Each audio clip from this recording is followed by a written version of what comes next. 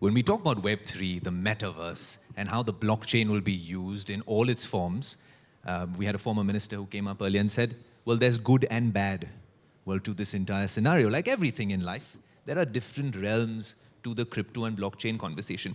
Are you, Kunal, as someone who's been tracking the space, you've authored books on the blockchain before, someone who is skeptical about the way we are headed, especially in India, when we talk about Web3, the metaverse, using the blockchain?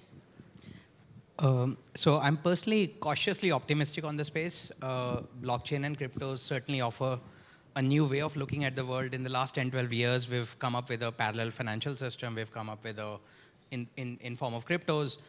We've come up with a decentralized mechanism of incentivizing people into forming communities. So think about what were the pre-Bitcoin world communities that were formed in a decentralized form.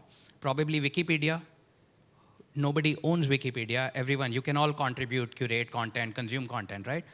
Imagine if they launch wiki coins for incentivizing you for creating content, or you pay coins, wiki coins, to consume content. That's what Bitcoin has essentially done. It has given the community a tokenized form of incentive on top of just the goodwill that existed before. So that's definitely a very interesting concept, but the challenge is where I become a bit cautious here is the following, that there is centralization in the decentralization we look at today. Besides Bitcoin, every other token, 15,000 of them or many more maybe, they all have a CEO. They all may not have limited supply. They all have challenges of and there have been lots of issues and manipulations in the past. Blockchain, by definition, decentralization is slow, inefficient.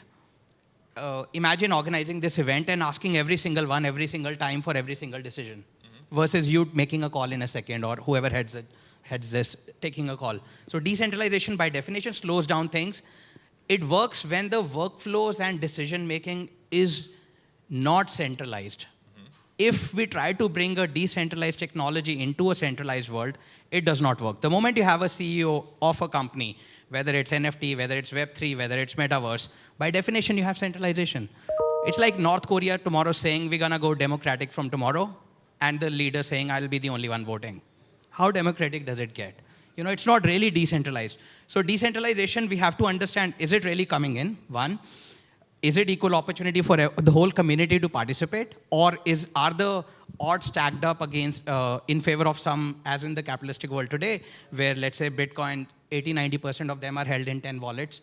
You know, it's not really as decentralized as we would like it to be. So I think decentralization as a concept is interesting, but we haven't yet formed in communities for achieving certain goals, whether it's building a technology, the new internet, the future of metaverse, virtual reality, etc. So I think we just need to carefully place it and not just go by seeing the tip of the iceberg and believing everything that comes. If we scratch a little more, if we go by first principles, we'll start understanding where the value could be, where the value is, and where it's just the valuation. If you like the video, do like, comment, share, and subscribe.